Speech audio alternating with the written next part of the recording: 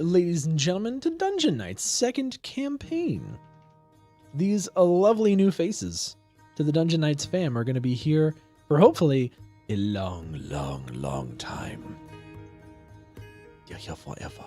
No, but we're starting up this is our second campaign. It's going to be a homebrew based on the Rime of the Frostmaiden adventure. I hope you guys are ready for some excitement. A lot of people have been getting in on the Rime of the Frostmaiden action because it's such a cool new adventure, and I'm hoping that you all enjoy our twist. And by you all, I mean our players, because chat, you're here. You're here for this. This is D&D. You can't get enough. You addicted. It's like this is your fix. And now you get it twice a week instead of just once a week. So let's go ahead and introduce everybody. You don't have to talk about your characters because we're going to do that in character, but I'm just going to start left to right. Rit, tell us about yourself. Oh shoot, I wasn't prepared. Hello, I'm Ritla. Just name, maybe name, level of D&D experience, and we'll go from there. Okay, my name is Ritlua. Starting out just exactly how everybody else pronounces it, which is with gibberish, or otherwise known as Raylan. And I have played exactly one shot in my entire life, and then a really sad attempt on a tabletop once upon a time. So I'm coming in here as a little bitty newbie, and I'm looking forward to it. Yeah, come, that's me. Yeah. Mario. Magic. Hi, I'm Magic Unicorn. I've only done one other campaign before this one, so this is my second character that I've built. And when I'm not playing D&D, I'm probably playing Destiny 2 or chasing around toddlers all day. And where can they find you? You can find me on Twitter or Twitch at Magic with a K at the end, Unicorn _. So Magic Unicorn _ or on Instagram, a Magic Unicorn. There you go. Or on TikTok if you like Among Us memes. I do like Among Us memes. I just don't like playing. We're going to eventually get the name cards to flip and things like we do. That was just like the fine detail that didn't get to this week. We'll do it for next week. Mimi, tell us about yourself. I am Mimi, and I played D&D a long time ago, and then started up with a group about 2 years ago. And we're kind of on a hiatus right now, and so I'm looking forward to starting a new adventure with everybody. Yes. And Mr. Geigen. Hello, I'm Geigen. I have played D&D for far too long, over 20 years, and definitely looking forward to having a fun time in 5e with these lovely folks. That's more years than I am old. Oh god, I'm so old now. IRL or in the game? Or wait. She's joshing. Maybe. I'm not sure anymore. I don't know. This is confusing. Anyway, and guys, I'm Knight, your DM. If you guys don't know me, hi. I'm Knight. I've been doing the stream things for a few years now. Started playing D&D earlier this year when my friend roped me into a short adventure and then left me high and dry. I still love you, CJ. It's okay. And basically got me addicted to D&D. And so I started DMing, and we have now had coming up on 25 sessions of our Saturday night campaign that I've been DMing. It's been awesome. I've done a couple one-shots. Again, I am bitten by the bug.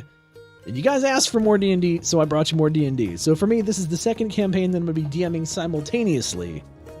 And we'll see if my brain can keep up with all the goodness. That said, let's dive in. You guys are ready to get started? Heck yeah. Oh boy. Definitely. Oh boy. I'm excited. Oh my goodness. Now I'm nervous. This is the worst part, when you have to start. Because who knows what could go wrong. Who knows what could go right? It's okay. It's fine. I'm going to roll a critical fail right at the start and die. My warm-up dice was a crit fail, so it's out of my system. We're good to go. Yeah, I mean, yeah. Let's see if the Roll20 gods want to be nice to us. Apparently not. Apparently not. Starting well. Starting well. All right, here we go. Let us tell you a story of 4 college students, fresh in their first year at the Neverwinter University of Adventurers. The year is 1550. The time is the autumnal season. First day of school, your first class. Each of you are from different colleges within Neverwinter University. Neverwinter University is a recent school. It's maybe 10, 20 years old. It was started by a whole lot of heroes and other adventurers that had recently thwarted much calamity across Faerun. And they knew that peace and quiet is something that is unstable at best, and so they took it upon themselves to come together and kind of create this university to breed the next group of adventurers to take on all future threats. You 4, through some advertising, have decided to make your way to this university for one reason or another. And you all, again, finding yourselves in different universities, do have a set of common core classes. One of those classes is Sword Coast 101. It is a history class. On your first day, you walk in. The classroom is very much like you would expect to see in a classroom. There's a large chalkboard at the front of the class, a desk where you see a blue being sitting there. You assume he's probably your professor. He appears to be a Vidalcan, which you may or may not have encountered before. Meticulously going over his notes, he is impeccably dressed in a very nice suit. It's kind of a dark brown with a lighter tan shirt, no tie. It's the only piece of him that you can see is unkempt.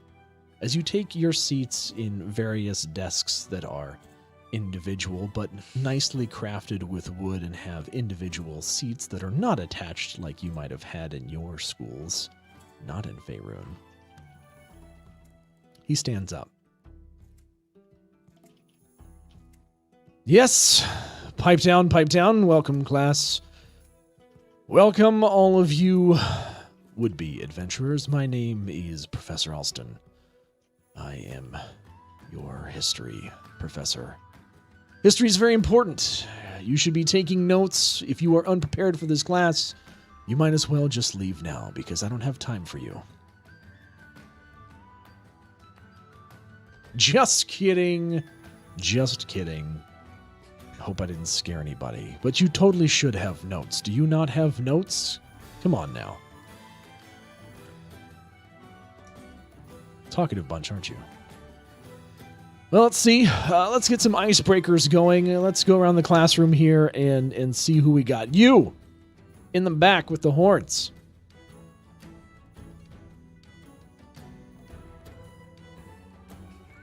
Ma'am. You're the only satyr in here. I don't mean to call you out like that, but time. Me? Yes, you. Please. Oh, hi. Welcome. Can I help? I'm glad you have notes. Please tell us about yourself. Oh, guys, I'm a teacup. Teacup. And people always make that confusion, so I might as well just get it out there as we're starting. And I am really excited about history. I'm so excited about this class, and yeah. So I'm just gonna take some notes and I almost believe you. Thank you, Tika. Where are you from? Down south. Don't worry about it. I just travel a lot and find myself here. Family history isn't very important, except it's history, and it's always a good story, and that's what I'm here for, is a good story to tell, and I'm hoping to find some people to tell a good story with. Yeah, and what college are you here for? Bard. I'm a storyteller deep in my heart and want to tell the stories everywhere. And so I'm here to learn the instrument, learn the voice, and all the things, and Yeah. hopefully entertain. And it all makes sense now. Okay. Thank you, Tika. Great. Let's see. You in front here. Yes, you. Rather roguish looking fellow. How are you? Please tell us about yourself.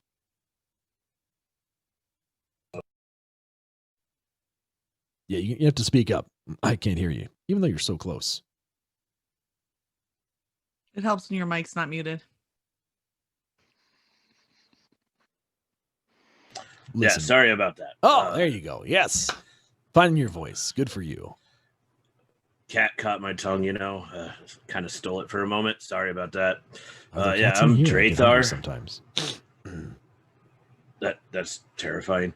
I'm Drathar. I'm taking classes in how to acquire things. We'll say that.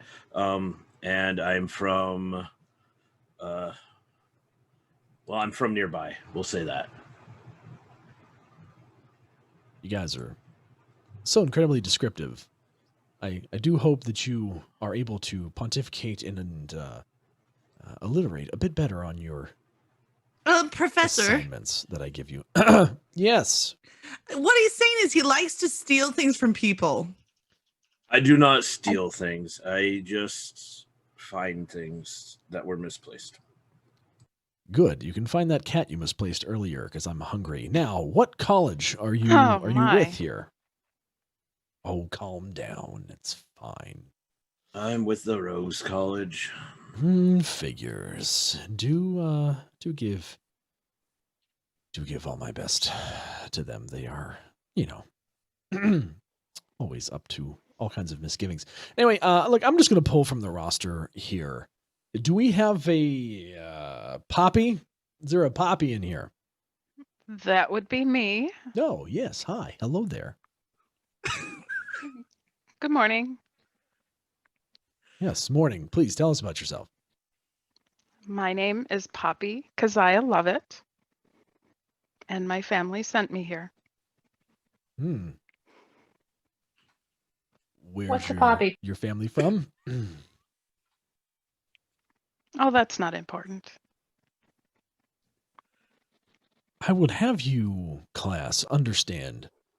History is full of people, places, and things. Nouns. They're good to know and understand to be able to articulate. Helping to articulate about yourselves is certainly going to help you in history, both in learning it and being able to tell your own in the future. You got that, Bard? Right. All right. Yes, you, Miss Helper. What about you? Who are you? Miss Helper, are you referring to me? Yes, you. Hello, I'm Estia. I'm from Golden Fields.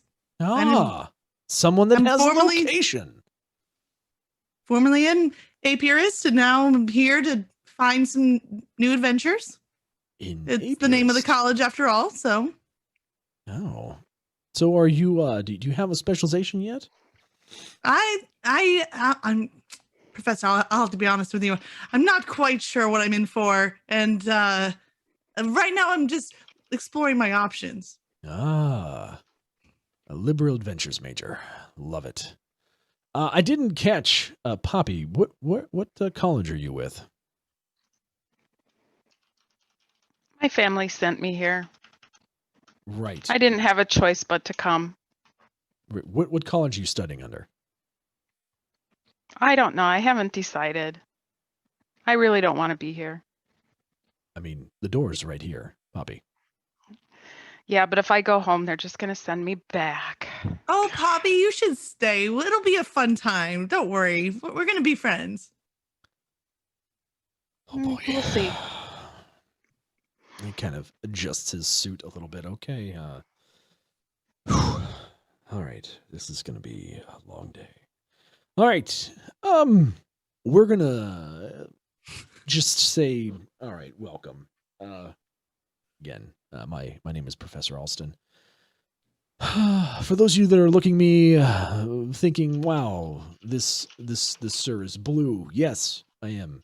Vidalcan are blue. It is part of our species traits. I hail from an area that I'm not going to disclose because and I am currently.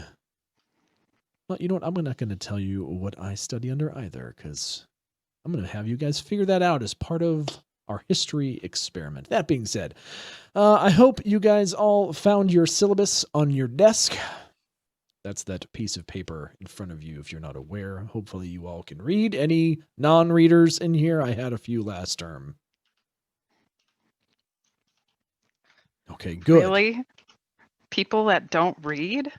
I know it might be hard for you to believe, but we do get people from all different circumstances here, especially those that tend to be in the more fighter or barbarian colleges. They like to punchy, not so much the ready.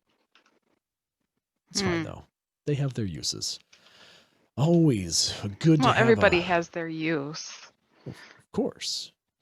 But barbarians, especially with their uncanny ability to channel their anger and rage into being able to dispel much damage, helps greatly in adventures. So, you know, having one as a friend is never a bad thing. Anyway, as you can see, we're going to start this year off with learning about the Sword Coast, and we're going to start from the north and work our way south. I have a feeling that not many of you have given much time or thought to the land of Icewind Dale. Anyone? I have done some reading of the area, but I've never wanted to go there. Seems much too cold. I prefer the south. Golden Fields is as it is named, golden, and I prefer it that way. Yes. Cold fingers did not make a good instrument. Play thing. You know, have you ever tried to play with cold fingers? It's just like, I would think the cold would affect the strings even more than your fingers. yeah, you can play with that, but I mean, your fingers, you gotta move them, and then if they're cold, they don't want to move, and then you just end up playing the same note over and over again, and they kick you out of the bar, and you're wondering why. You know, you're underage, and you're trying to play music, and it's not going well. Yeah, I prefer the winters. I mean, who's ever had that experience? Definitely not me. I've not been in the bar underage. Bards. All right. Well, north of the spine of the world and west of the towering ragged glacier is a frigid expanse that few dare to explore, let alone inhabit. This icy land of wind-swept tundra is, called Icewind Dale. And that's it. We're done. No, I'm just kidding. So, actually, what I want to tell you about is Icewind Dale actually has a very interesting history. About 100 years or so ago, they were under siege from a lesser deity known as Auril. She locked Icewind Dale in a perpetual state of darkness and cold.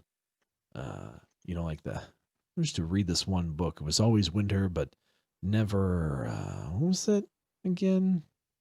Something about a fat guy getting Winter? Always presents? winter, but never Christmas. Oh, Christmas. That was it. Yeah, Christmas. Quite sad. Funny Christmas is thing. wonderful. I mean, I don't think I've ever celebrated Christmas. It's not part of Vendalcan culture.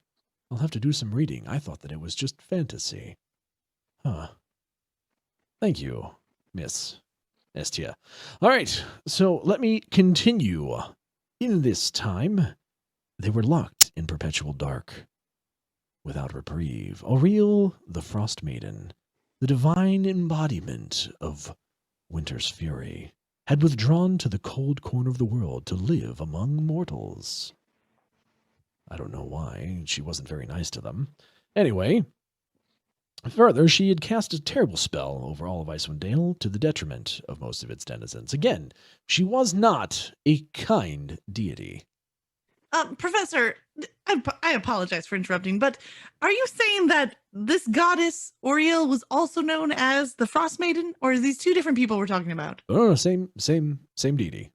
Okay, so why is not one name sufficient?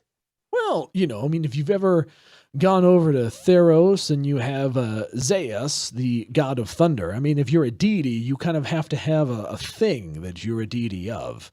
Anybody ever been to Theros? It's a lovely place. Anyone? I can't say I have.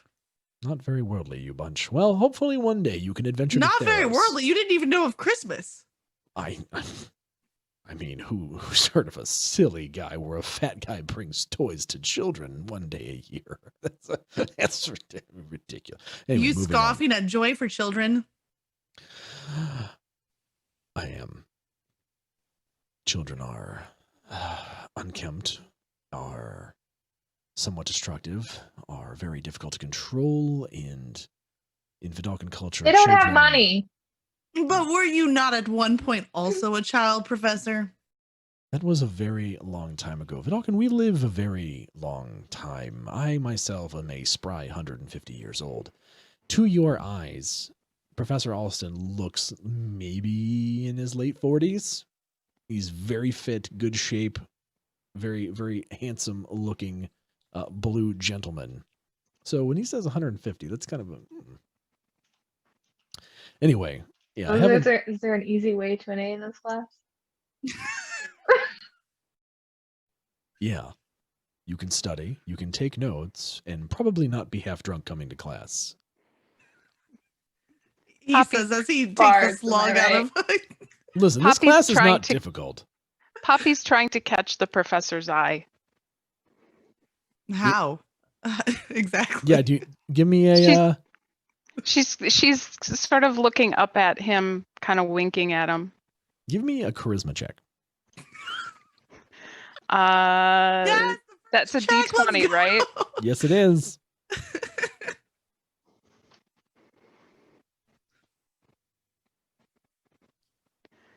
Did you do in the roller? It didn't come Yes. up. Yeah, Why it It did did. didn't pop roll, up? but it shows up.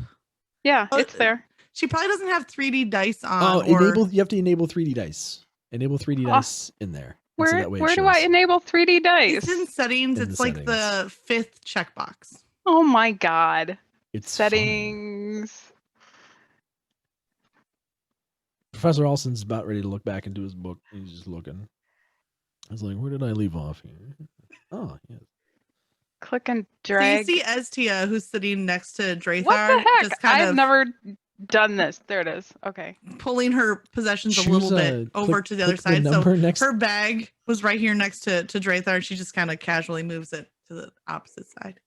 Maybe change your color from green to something else because it's not going to show up on the thing. It's fine. You have no way of knowing that you were auto assigned green, and an olive green at that. Oh, let's see here. How about this? Why is it? How do I do the background then? Change the background. You don't change the background. You just change the color of your dice. You just change the color. You're fine. Okay. So just Do roll I- again. That's fine. Roll Roll again. again. There we go. 15. All right.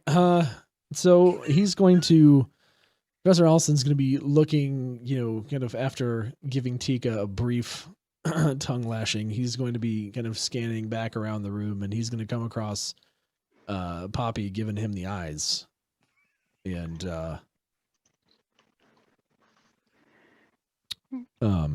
Poppy kind of winks at him a little bit.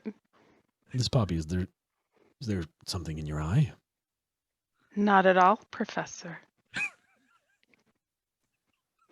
Okay then. And he's gonna like kind of blush a little bit because he's very uncomfortable, but he's not gonna give away anything. So does he at turn all. purple if he's regularly blue? And he Yes.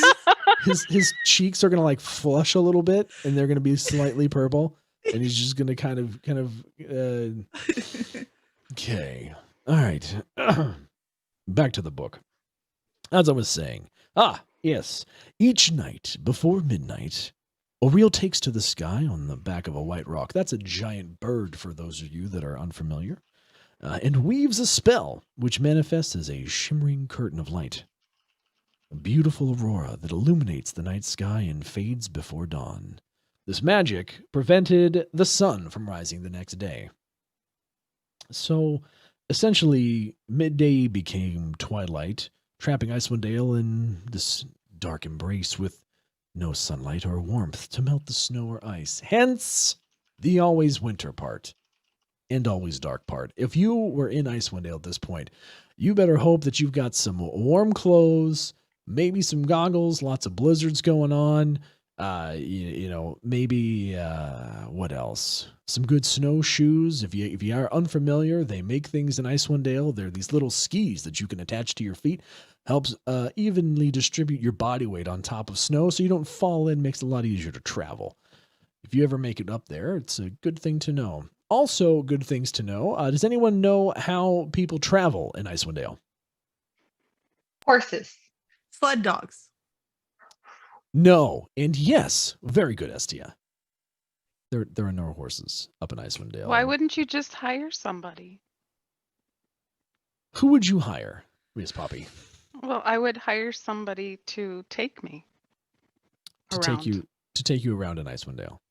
Yes. Well, I have no doubt that there might be some character that would be willing to take you around. You're kind of taking your chances up in Icewind Dale. As you can imagine, a frozen wasteland is an area where you're going to find many unsavory to slightly savory characters. Mostly the people that go to Icewind Dale are the people that are trying to get away from the rest of Faerun, as you are separated by the Spine of the World, which is one of the largest mountain ranges in all of Faerun. And, of course, you're going to an icy wasteland where there is nothing but the 10 towns, which are constantly fighting and squabbling and are not very forward when it comes to things like technology. You're dealing with horribly inclement weather. You're dealing with monstrous beasts that roam the wasteland, that know the land better than you do. It's a rather inhospitable place. Could we describe a little further these monstrous beasts? This sounds absolutely horrid. Yeah, I mean, I actually want to focus on the fact that sounds like a good place to get lost in. It is. Many people have died getting lost in blizzards. Good stories. That means there's a lot of potential treasures, so to speak. Yeah, buried under 10 feet of snow. What are you going to do? Smell the gold? Well, he is a rogue. Maybe. Melt the ice? But these horrible beasts? Can we go back to this? Or what are we talking? Teeth? Fangs? Yes, I mean, so Fire ice? you have your normal creatures, things like walruses. Are you familiar with walruses? Large tusks, big hulking beasts, kind of look like manatees. If you're unfamiliar with a manatee, it's pretty much the cow of the sea. No manatee They're fans, cute. of course. Ah, Tika. Do they moo?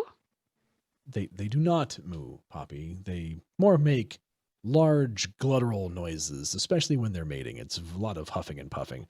Anyway, moving back to Mating? Creatures. Yes, mating. Anyway, let's talk yes, about... that would be the word you would pick up on. Estia, the one creature I guess I could talk to you a little bit about is a Yeti. There are Yetis in Icewind Dale. They are, big, hairy creatures, usually horned, clawed, fanged, that are very good at getting around in things like blizzards. Important things about Yeti is they typically stalk their prey, much They like also cats. make really good coats. If you were fortunate enough to be able to find one before it found you, which is unlikely, especially in a blizzard, and were able to slay it, yes, it would make a fantastic coat. You could practically wear it like a bodysuit. Well, one time I did hear a story about a Yeti. Did you? You did? Yes, there was this wanderer. He got lost out in a blizzard, and he found this dead Yeti that froze to death, and he sliced it open and crawled inside to survive the storm. Ew, I love it. I'm telling that one in my next part. My question, did it smell better on the Riveting. inside or the outside? Neither. Rogues, you would ask that. Oh. Anyway, you can expect to find all manners of things. There are seals, there are some reindeer, goats, things. They're fine. These other manner of creatures that have yet to be discovered and or told in that region. Typically, you'll find some form of kobolds. Yes, kobold. Even reptilian draconic beings are found up north. It's there. You might even find a little bunny. Oh, one of my favorites is actually an ice I like troll. bunnies. They make love- nice killer muffs for bunnies? your hands. Sorry. Yes? And ice trolls? We'll get to the Killer ice troll. Sorry, Tika, did you have a question? I thought you said something. Killer bunnies? Killer bunnies? Killer bunnies? Yeah. You know, there was a troop that came through here a few years ago. I believe they were the Monty Python troop. It was a very odd name. There was a somewhat savage rabbit in there. It was quite hilarious. But outside of that, no, I have never seen a killer bunny. I've eaten a number of them. Can I meet my Python? Are they still alive? Is this still a thing I can go learn about these killer bunnies? Yes, they're a thespian group that travels the world. If you would like to go, you can go now. You might need, catch up to them in a year. Are you or sure? two. Yeah, okay. Wonderful. But yes, ice trolls. Ice trolls are one of my favorite enemies because they are mean and hungrier than your average troll. Their hearts radiate cold. Can you imagine the thing giving you life, irradiating cold energy? Sounds dreadful. I mean, if Yeah, you're caught, Chilly hug. if you're caught in their cold aura, you will actually suffer some frost damage. It's definitely something to be wary of, especially those of you that like to get up close and personal, Rogue. So, Professor, is that something to be weary of or wary of? Both. I will write that down. As you should.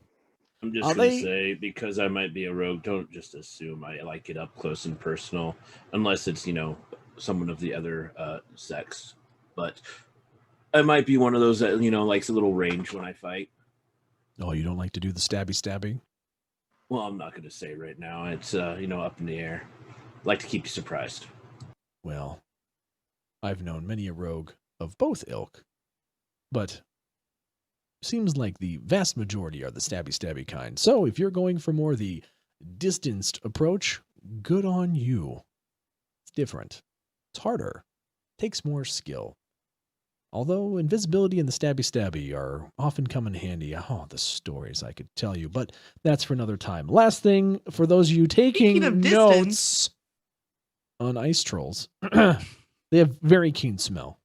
Very keen smell. Also, they're able to regenerate. So, Question.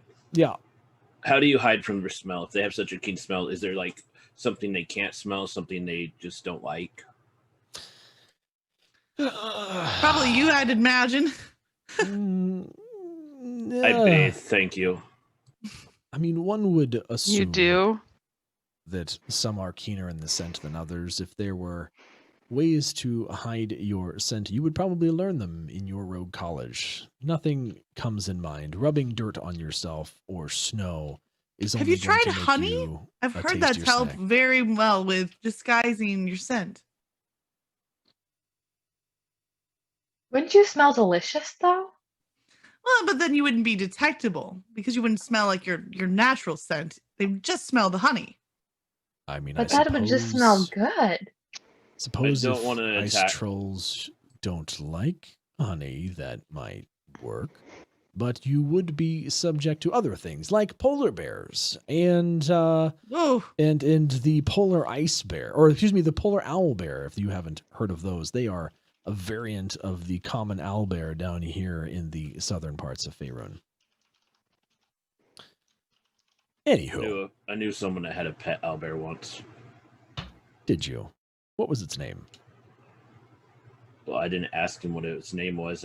It attacked him once, and then he just named it Evil Bird. but it was a bear? Good. Was it Yes, a it bird was- or a bear? It was an owlbear, but since it looked like a bird, he called it Evil Bird. Oh, okay.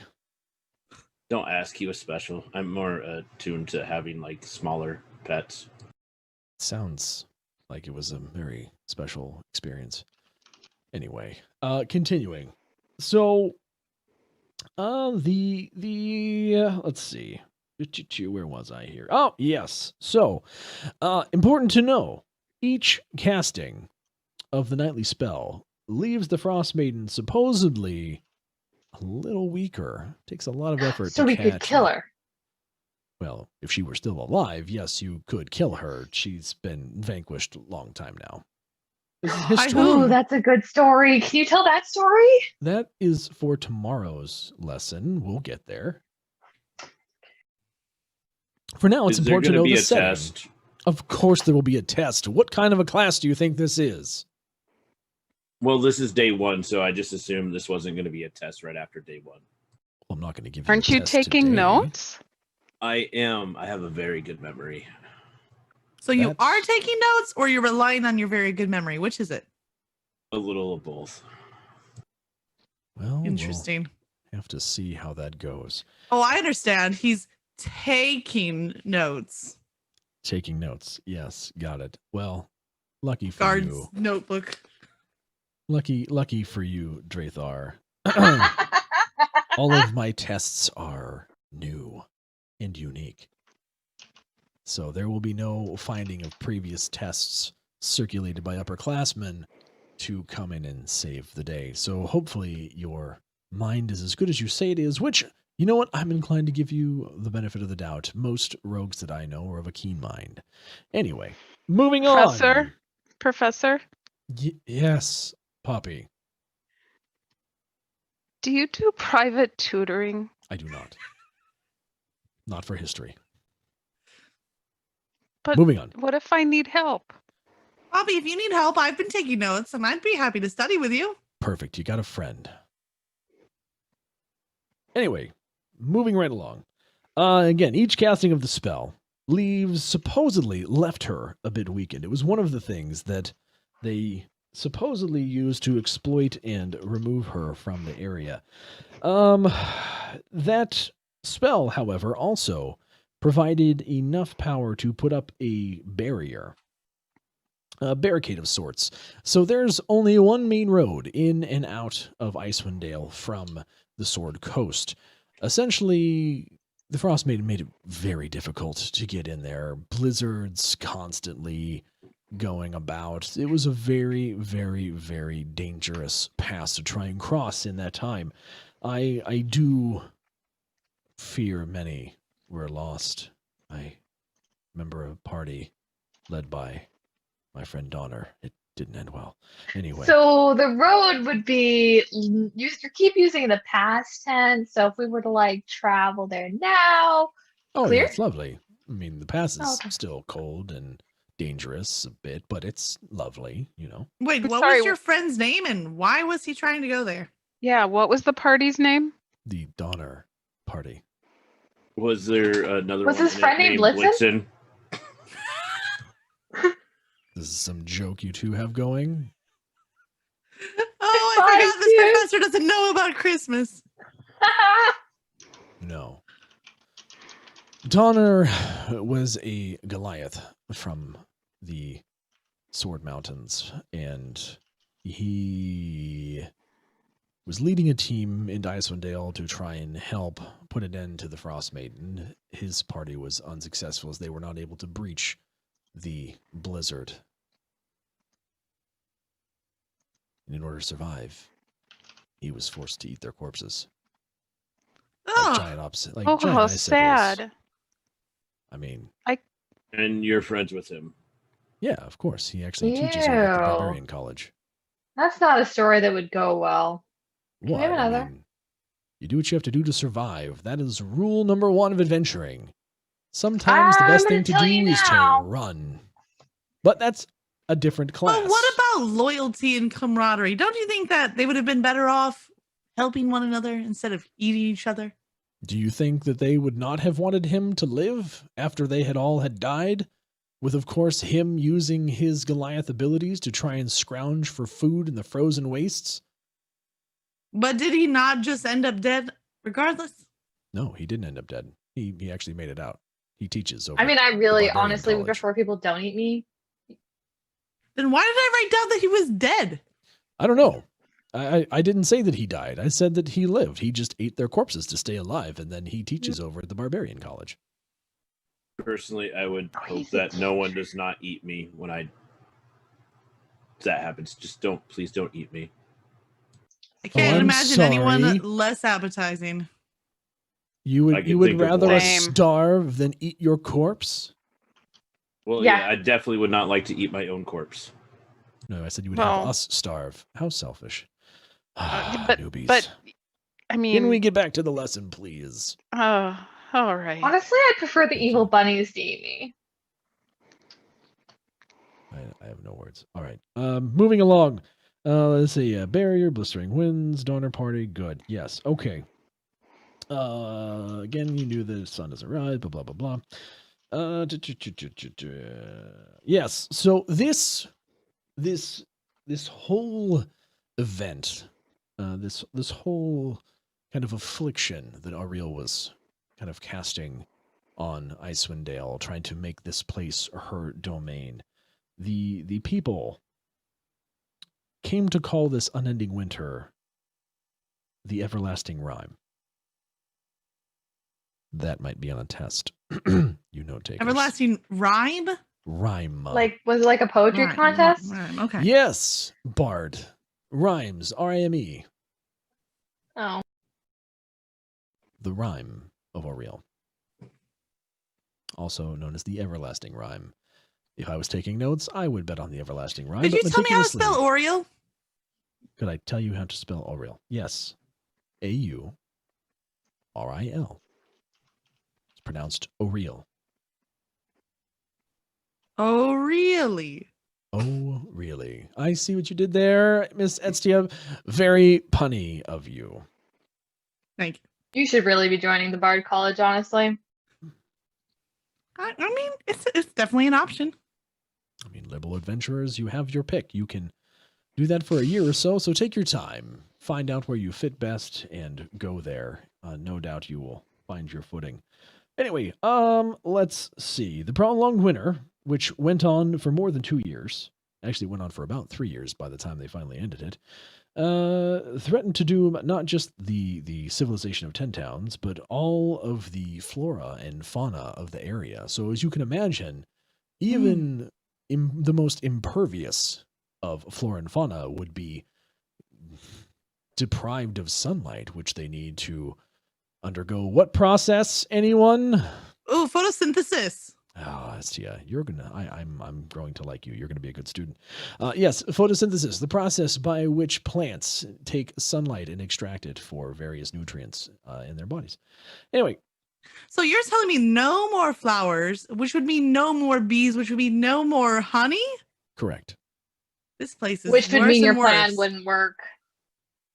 No, which would mean if there was honey, you would be extra attractive to anything that liked honey when it was still there. That being said, not all creatures were discouraged by what happened. You know, there were various beings, various races, if you will, that welcomed this change in cold. In fact, there was a notable Durgar there that took distinct pleasure in the fact that it was cold. Anyone know what a What? Durgar is? No. Hold on, let me make sure that I am getting the correct pronunciation, because How do you spell that? Aren't they like evil dwarves? oh, come now. The rogue calling someone evil. I mean, it wasn't a Okay, nice- misguided dwarves then. Perhaps. Give me 1 second here. I'm looking for the pronunciation guide in the back of the book here. They live like in the Underdark, don't they? Not necessarily the Underdark. I but do they believe it do is like dark. spelled Duergar. Correct. D-U. I'm sorry. Duergar. Thank Okay. you very much. Yes, it's Duergar or Dwergar, either pronunciation is acceptable according to the book. I haven't run into too many myself, but yes, they are a darker entity or darker line of grayskin dwarves that, as you said, Draethar, do typically hail from the Underdark, but have been also known to inhabit other mountainous dark places. All right. Let's see if there's anything else here that I should make you aware of. So we've already gone over a little bit of What was the name of this survival. notable Dwergar? We'll talk about him tomorrow. Let's see. What did he do? You'll have to find out. See, this is how history works. I get you on the hook and then I pay it off later. Makes you want to come to class and not skip out to go drink and make merry. Right, Tika? Professor, I'm afraid that some of the students in this class might consider you the hook. Well, that's very Easy A, man. flattering. There are no easy A's here. Thank you. Anyway, things that you should be aware of in Icewind Dale in general, but especially during this time, were that the wild itself was just as savage as Auril. Things like avalanches, if you were too close to various mountains, could happen. Typically, avalanches were known to be up to 300 feet wide and could be over 100 feet long. 30 feet thick. That's pretty thick. Something, Miss Tika? Would you like to comment on thickness of avalanches? Are you some kind of expert in the area of thickness? Just the mental pictures. Don't worry about it. It's fine. Sorry, continue. That's 900,000 square feet of coverage. That is a lot of coverage. That's Yes. a fun night. I don't know why I'm laughing, so I'm going to stop. And so are you. We're going to get back to the lesson. It's not funny. You have a pretty smile, Professor. Thank you. Next. Wait, also, he smiled? I must have missed it. Yeah, it was very brief. I don't do it often. Anyway, veering off course was something that many parties got into. In fact, my friend Donner, many of his party did get lost initially, and it was up to him to go and find them and bring them back. Unfortunately, he was not able to do so in time for most. But in blizzards, that if you ever get caught in a blizzard, make sure that you take proper precautions, like tying yourselves together with rope to keep the party together. You might hear things or see things in the blizzard that are not there. Some kind of creatures have that ability as well, and you never know, like I said earlier, when a Yeti is behind you, so you want to stick together. Safety in numbers and all that. Is there a well-known defense against Yetis other than not being detected by them? Sure, not dying. Anyway, extreme... Very specific, thank you. Yes, you're welcome. Extreme cold, as I mentioned earlier, having the proper attire is very important when going to Icewind Dale, especially in the middle of a blizzard. You could survive. While there are not many native things that are growing in this time period, the one thing that the people could rely on was fish. Ice fishing is a practice where you take a saw and you cut a small hole in the ice, and then you use a standard fishing rod to fish. Now, it takes a bit longer because the fish that live there typically have slower metabolisms, and so they're not quite as excited by hooks, but it is something that's possible, and it is actually the lifeblood of some of the different 10 towns. So, good things to know for sure. I have heard, I don't know if it's true, they are very famous for their scrimshaw jewelry. Where did you hear that? Places, we'll just say. I didn't hear it from anywhere specific. In which town would this be? Draethar. That I heard this? Which of the 10 towns sells the jewelry? They all specialize in different things. I don't remember that actually. Someone was talking about it and they had some and it was pretty and it was worth some money. Well, when you do find out what town that was, please let me know. I might take a trip there to get some. Anyway. You know what sounds absolutely delectable right now? What? Some nice grilled fish with some roasted potatoes with a bit of parsley and garlic. I could just go for that right now. Do you cook, Estia? Oh, yes, I enjoy cooking. I wouldn't call myself a professional, but I mean, it sure is a fun pastime, and a good meal just, it makes you feel warm on the inside. And it just brings the whole community together with a good meal. So, are you saying if we were all trapped in a blizzard, you would cook one of us and eat us? Not one of you, perhaps a fish and some taters. fish? Now that I'm thoroughly hungry, thank you, Estia. No, that's actually good to We know. should go to the bar after this and order fish and chips. And That actually sounds tasty. But to get through the lesson, because if we don't do that, then we're in trouble. Anyway, we don't need to What be... kind of trouble?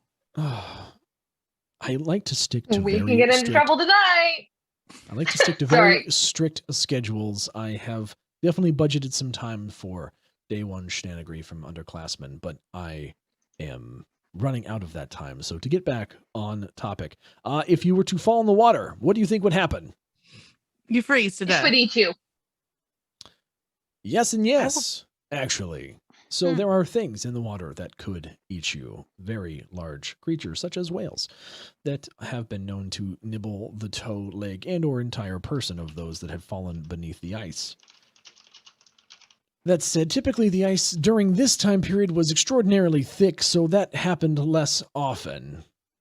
But still something to keep in mind that frigid water would have ill effects if you were not able to quickly dry yourself and secure yourself. I am so happy that you... Are you an arty bard? Are you able to draw? Is that a... I know that is a subsection of one of the bards colleges, but... I gotta tell my story somehow. Wonderful. Let's see. Again, thought it during was this very time talented. period, also there was a lot of dim light. Again, there's only dim light. You only had twilight during the day, so if you were not able to see in darkness, it would be a very tough time for you. You would need a lantern of some sort.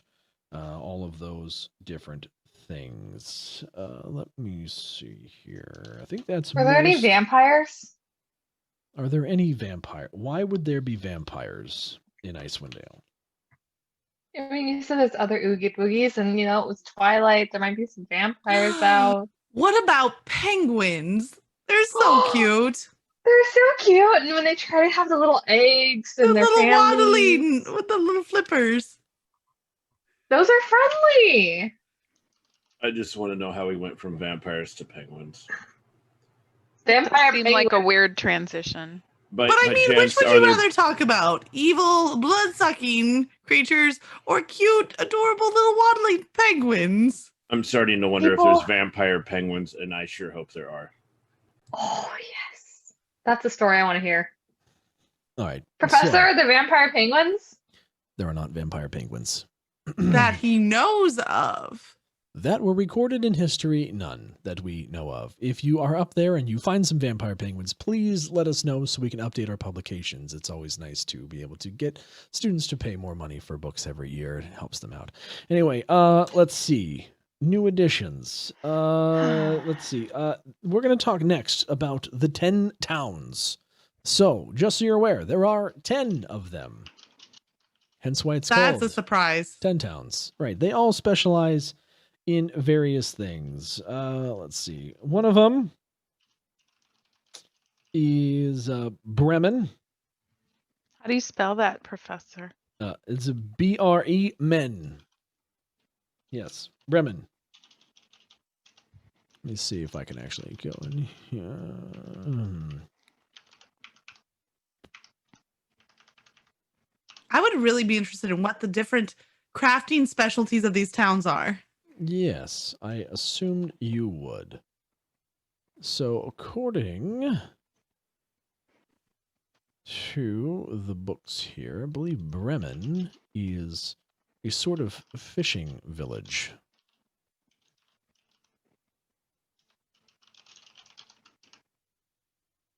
Yes. Bremen specialized in fishing. Next town that we're going to talk about is Bryn Shander. That's B-R-Y-N space Shander. Use your imagination. So Bryn Shander Oh, was believe Points me, deducted I- for spelling issues on the test. only if you am don't take using the my time imagination. to go back and go to the library and find it for yourself. It's like a lot of work. Welcome to college. It is work. So you see Estia kind of ruffling through her bag, which she's got this really large backpack, and she just pulls out this reference book and starts flipping through it looking for a map. Ah, here it is. Now, Bryn Shander is often one of the first stops that people make in Icewind Dale. It is one of the few walled towns perched atop a coldish, of course, wind-lashed hill.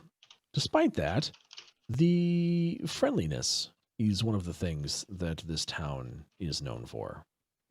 So if you were to try and find a place to find some comfort and stay, this might be the place for you. And it's been known to say that the locals have a sense of goodwill and a good humor during this time that dwindled a bit, but it has been restored in many years. Again, this was 100 years ago.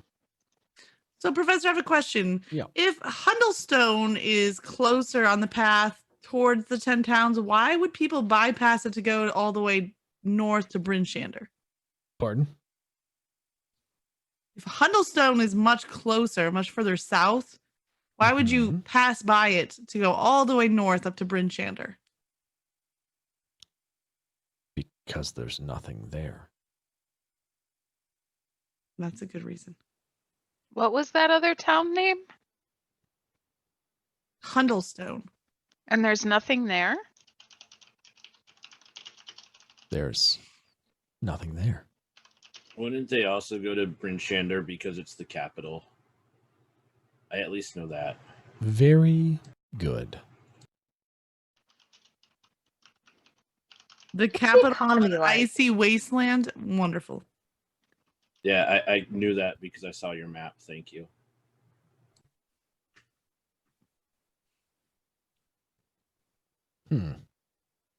Interesting. What's the economy like?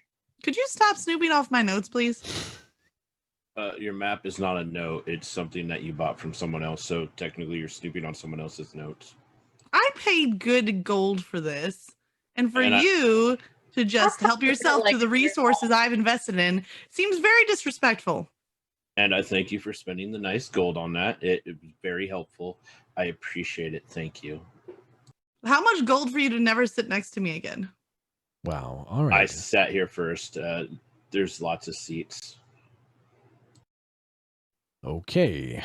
Quite a Let's large room for such a I'm just surprised you haven't moved yet because he smells like that weird perfumey stuff that they call Axe. I don't know what that is. If anything, the only smell you might smell is snack.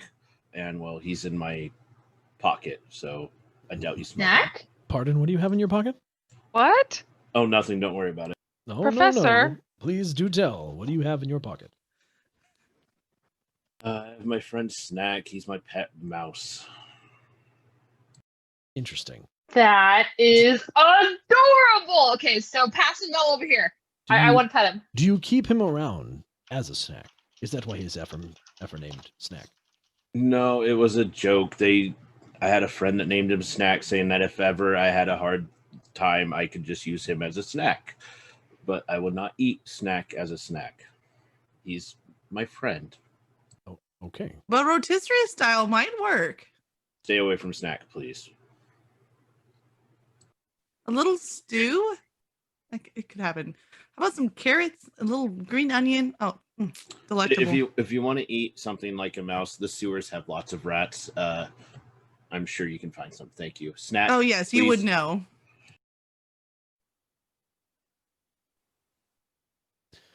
All right. Moving along. 10 towns. Next, Bryn Shander. Got it? Bryn Shander. Yes, sir. Okay. Then there's Caer Dineval. Say what? Caer Dineval. Okay. Like I care for, like how she cares for you. Caer hyphen Dunival. Could you spell that second word, please? I could. You know what would have helped as a visual aid? Honestly, could have Mhm. like put up a whole piece of paper and like written all this stuff out, or honestly given us all maps. That would have been pretty cool. I mean, just saying. Flip over your syllabus and look Oh. in your Rime of the Frostmaiden resources Oh, that section. is very You helpful. tell me that ahead of time. What? I've been happy writing all this Sometimes- down. We just like to see if you are observant enough to take initiative. I'm not sure what he's I talking have to roll about. for that. I think it's something to do with rolling. I'm not quite sure. Moving on. Okay. Caer Dunival. Caer Dunival was essentially kind of a town that juts out of a lake. There's a ferry out of East Haven that you can make to go to Caer Dunival. Again, is mainly a fishing town. So lots of bars on the coast. There's seamen there. Potentially. And like The only sea in Icewind Dale is the Sea of Moving Ice. It is a bit more northwest. The main body of water there would not be there. In fact, Caer Dunival, if you would go from East Haven to Caer Dunival, which is a bit there, you would have to go over Loch Dinneshere. But is there fishing on that Loch Dinneshere? Yes. Okay. Yes, there is. Well. which means good economy, which means good bars, which means good tips. I'm gonna have to go there one day. Bring a good story to tell. I can imagine there people. might be a call for a barter or two up there, though I'm not sure that you would be making a whole lot of coin, as there's still not a ton to go around. All right, moving along. We don't have much time left today and so much to get through. My goodness. Oh, boy. That's only 3 of the 10 towns. Correct. Let's see.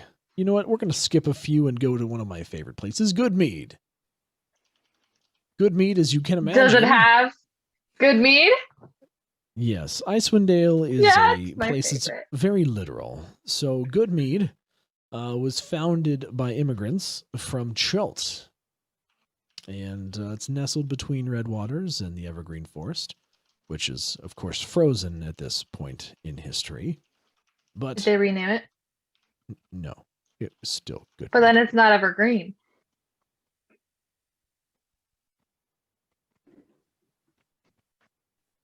Anyway, they made mead, and it's the best mead in Icewind Dale. Arguably some of the best mead in Faerun, depending on your taste. If you're ever in Icewind Dale, you should totally go to Goodmead. Or if you're in a tavern, see if they have mead from Goodmead, as they are one of the main suppliers to all the 10 towns. Now, that being said, I do believe that is all the time that we have for today, class. So, let's talk about a few things for the future of this course. There's going to be a quiz or two at the end of this 10-day. So please make sure, again, that you are taking notes as he looks to the rest of the class. It would be a shame for you to flunk out of the entire college over a history exam. Is that a threat? No, it's a reality. So please make sure you do study. These I have a core question. courses are not optional. Yes. If let's just say if a student just by chance happened to get you some mead that was like from good mead, would that help their score by chance? How many classes would we have to miss in order to make it up to good mead and back? I was gonna ever go to good mead. Drethar, listen, come here close. He's going to lean in to you. You cannot buy an A in my class. I wasn't hope going for an A. your notes are as good in your head as you are at trying to get out of doing actual work. Welcome to Neverwinter University of Adventurers class. If you were unaware, this is a one-of-a-kind experience. The fact that you have been accepted here into this college means that you're warm and walking, but it does not mean that you will leave here adventurers. You must aspire to greatness. Now, coming up later on in this week, we are going to have a course, and I'm going to need some volunteers, and you chatty Cathys are just it for me. So make sure that you all arrive at class about 30 minutes early, because we're going to put on a presentation where we kind of show what an adventuring party in Icewind Dale may have looked back in the time of Auril's everlasting Like a run. show. Yes. Can we bring I could bring my pilot? It's more of a showcase, really. But yes, But which day is that? You said later this week? later this week. Come back tomorrow. So we and have I to will tell show you back half an hour early later this week. Correct. How do I put that in my calendar? I think we just show up 30 minutes early every single day until he tells us it's the day. Hold on. I just got a message from the dean that is apparently moved up, and it's going to be tomorrow. So yes, you four volunteers, be here 30 minutes early tomorrow. If you need an excuse for another course, please let me know. I'll be happy to write one for you and or magically send one, because yay magic. Am I right? Now, again, you won't need to bring any of your own gear, whatever you have. It will all be provided for you. We will have various items that could kind of do things. And if you are undecided on, what kind of college you would like to be, you can just find a set of weapons that looks comfortable to you and use those for the showcase. It'll be fine. This is all very overwhelming. Do we get extra credit? To being an adventurer. Professor, Yes, Bobby. is this going to be like new gear or what? Because I Yes. really don't want to. Oh, good. Because I really don't want to wear somebody's old gear. No one does. No one wants to smell like Drathar's feet. I can smell them from here. Anyway, so let's continue on. Tomorrow, be here 30 minutes early. We will prep you for this showcase. Was of the College of Bards idea. Extra credit. You didn't answer it. Pardon? Do we get extra credit? I'll think about it. Can I have a note? Because I am going to miss a class. Sure. Then he's going to kind of take out a kind of a little square sheet of parchment and kind of quill down a note and give it to you. Professor, Thank I won't you. be missing. I don't have any class before this one. Do you need help setting out the gear? No, I will be fine, Estia, but thank you for volunteering. I do appreciate that. But now, get out. Go to your next class. I'm done with you.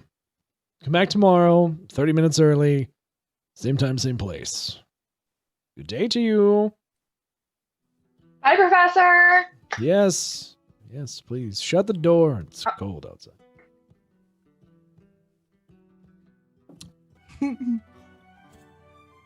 Neverwinter University is a sight to behold, sitting northeast of Neverwinter on what was a large kind of rolling hill. It was built over a series of 5 years. The surrounding walls are about 50 feet high, and the architecture is very kind of sleek and metallic, almost as if there are smooth spines running up various kind of trestles up the walls. It's not your average looking kind of wall. It's just beautiful. There's a main portcullis that kind of allows you to enter into the kind of gateway, but it's this path that takes you to a central location. If you were looking at a top-down version of Neverwinter, you would clearly see kind of this circular pattern where at the very center is this smaller kind of central ring where it's more administrative and they handle admissions. It's where people sign in and visitors and all that kind of stuff. And then it kind of goes out in various kind of quadrants, almost like if you were to kind of cut a cake or slice a pizza, right? There are these larger sections that extend out, and the inner rings are then kind of housing, and the outer rings then go into more classrooms and practice arenas as they get larger. And so Neverwinter University has, again, each one of these slices represents a different one of the college. There's obviously one for each of the main kind of classes that adventurers would like to be. So one for bards and barbarians and rogues and rangers and sorcerers and wizards. They're not allowed to practice wild magic, though they do teach it. It's just too dangerous in the school setting. But it is truly a sight to behold. One of the cooler points of Neverwinter is that they have these portals that you can traverse through to get to anywhere you want to go. So let's say if you want to go from one college to the next, you can approach a portal, say which college you would like to go to the portal, and as you step through, bam, you're in this next college. So it becomes this very efficient way of moving, as the grounds are so big that even the distance from the dormitories to the practice arenas would take you quite some time to get there. And in the interest of saving time, they of course introduced this means of travel. So as you all make your way from your various colleges through your portals to the classroom, you arrive there early to find the door swung open. And Professor Alston is inside. So I'm here. I'm early, and I brought beer. Tika, right? That's me. Right. Thank you for bringing the beer. You can leave it outside. Okay, we'll have it afterwards. It's fine. I already had a couple. So, what do you need from us? Well, we first need the rest of them to arrive. Are they? Good morning, Yeah. dearies. I brought everyone a little snack. I made some honey biscuits this morning, and I just thought you might like something before we, show up early and do some more adventuring stuff. Estia, that I bet that'll keep smells the Yetis off of us. delightful. They're freshly baked. They just came out of the oven about 15 minutes ago. Tika's gonna morning, just like go over Professor. and start eating one. Good morning, Poppy. I got baked goods. They smell so good. Poppy, would gonna you try like a and- honey biscuit? Thank you, Estia. Poppy's gonna try and catch the professor's eye again this morning. All right, you can try. He is avoiding eye contact at this point, so roll with disadvantage. Roll a disadvantage? Mm-hmm. How do I do a roll? Just a roll disadvantage? 2d20. 2d20? So disadvantage means you take the lower roll. If you roll at advantage, you take the higher roll. That would be a nat 1. Damn it. What So would Poppy, that as look like you exactly? walk in and you're like, "Hello, Professor," and you're gonna take the biscuit. You're probably trying to do something kind of like, suggestive with it, and it ends up just like falling down your shirt. Can I suggestively pull it out of my shirt? No, you critical failed. This is like hot on the chest, Ooh, sticky. Mm. I'm gonna get Hello, his Professor. attention. So Nighttime has now played your character. This is great. I'm gonna get his attention. I mean, it got his attention, just not what you were looking for. Poppy, you look like you're having some problems there. Are you okay? Typically, food Would goes in you- your mouth. Would you like to help me, Professor? Not at all. Please go to the bathroom. It's down the hall. I'm starting to Poppy, wonder if there's any help. Those are very warm here. And his hands are like, I don't know, the cloth that was covering the biscuits. Wait, where's Thank Drathar? you, Has Drathar come in yet? Estia. Yes, Drathar has come in. Good morning, Drathar. Estia's Good morning, made biscuits. Professor. Just don't drop them down your shirt. Apparently, that's sticky and hot and unfortunate. It's a waste of I Does time. will Snack would like a little bit? Snack can have one, yes. I will pass. I don't eat food from other people until I know them well enough. Sorry. It's a good practice. Oh, Drathar, you're really missing out. But if that's your choice, just more for the rest of us, I suppose. But Snack you would let your definitely snack enjoy die? one. Here Snack, you go. I will not ever Come let here, Snack Snack. die. Come here, Snack. Dratha, let me help you out here. And the professor's going to cast a spell over the biscuits. Yes, they're perfectly safe, Drathar. You can eat them, I promise. Did you just assume the biscuits were safe?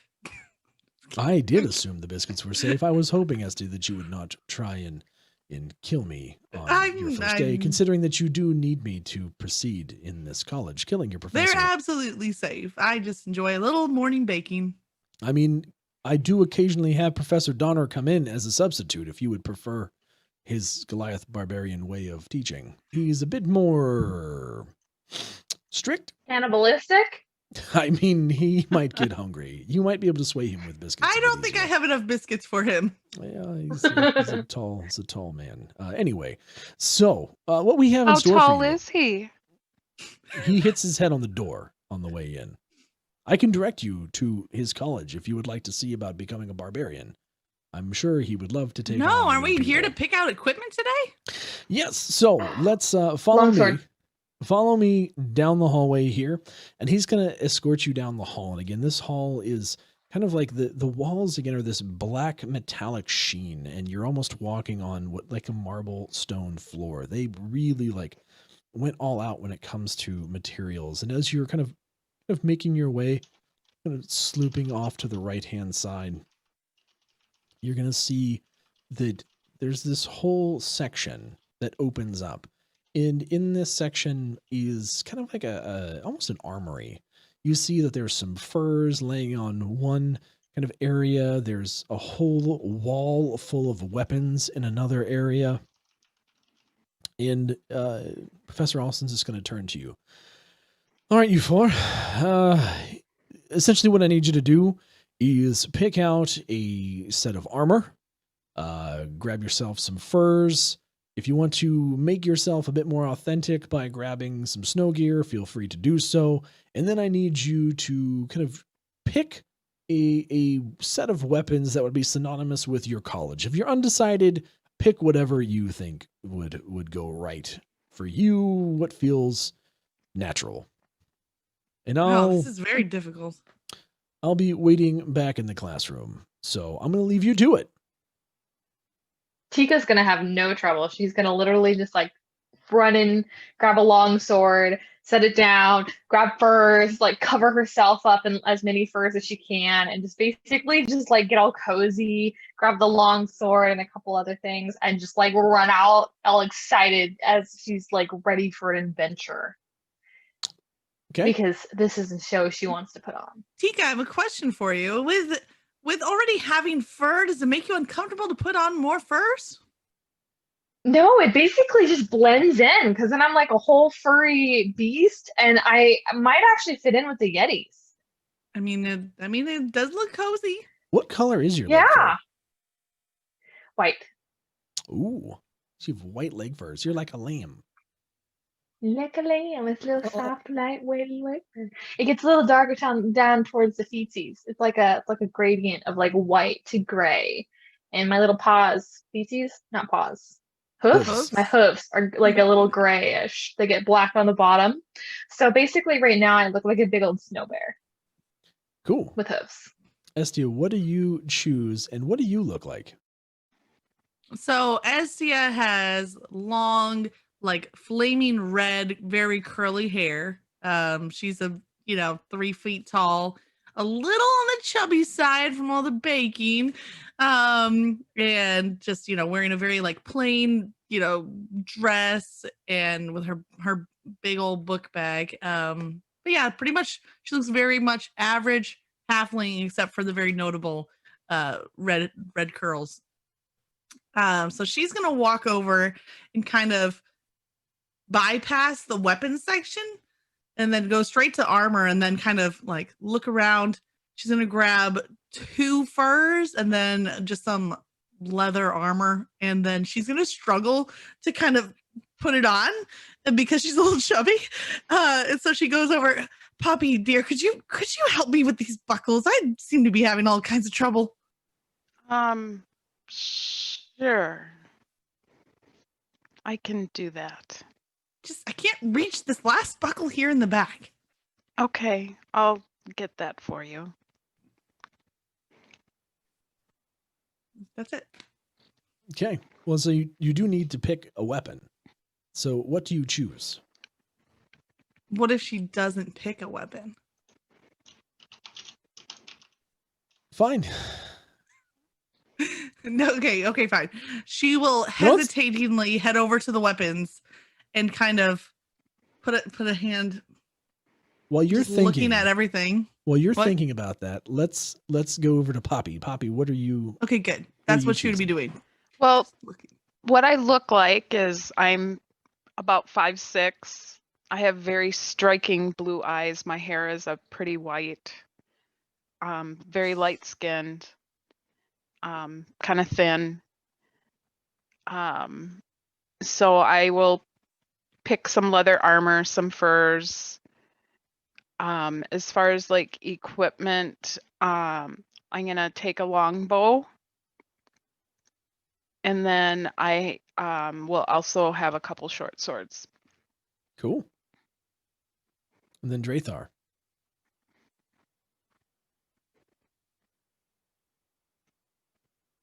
I have a question. Can I use perception to see if any of the items look special at all or better than the others? There would be no point. It's all standard gear. Fine. Drather, he looks like a young elf. He's got short black hair that he kind of has slicked off to the one side, and he goes over and he'll check out the weapons. He'll kind of look at a couple daggers at first, pick those up and kind of put those on a belt on his side, and then he'll grab also a short bow and some arrows. Then he'll go over to the armor and just grab a simple leather armor, grab some furs, put them on. And just because he likes to always be prepared, he will check out the survival gear and just try to get a nice assortment of what he thinks would be useful out if he was actually in Icewind Dale. Sure. And he'll start putting it all on and get ready. Yeah, over in the survival gear section, there's an assortment. There's some of the kind of snow skis. There's a couple sets of those. There's a couple sets of goggles. There's some lanterns. There's some kind of torches that seem to be over in that general direction. He would definitely grab a lantern, and if there's a bag, he would grab a bag and try to attach the snowshoes to the side of it. Okay. Estia, have you decided on what you're going to be picking yet? So Estia hasn't picked out a weapon yet, so she's going to go grab some survival gear. She's going to grab a pair of snowshoes. She's going to grab some extra. Is there rope available? Of course. Okay, so she's going to grab some rope, and then she's going to grab also a lantern. And she's just kind of have them all clumped up in her arms awkwardly because they're kind of big and heavy. There's some packs. You can grab a pack as well if you'd like. All right, so she grabs a pack and kind of stuffs the rope inside, sets the lantern in the top, and slings it over her shoulder, and then holds the snowshoes in the other arm. Actually, she's going to attach the snowshoes to her belt. So, and she goes back over to the weapons, and she looks at her classmates, and she says, "All right, Drathar, you have a couple of daggers, and what other weapons?"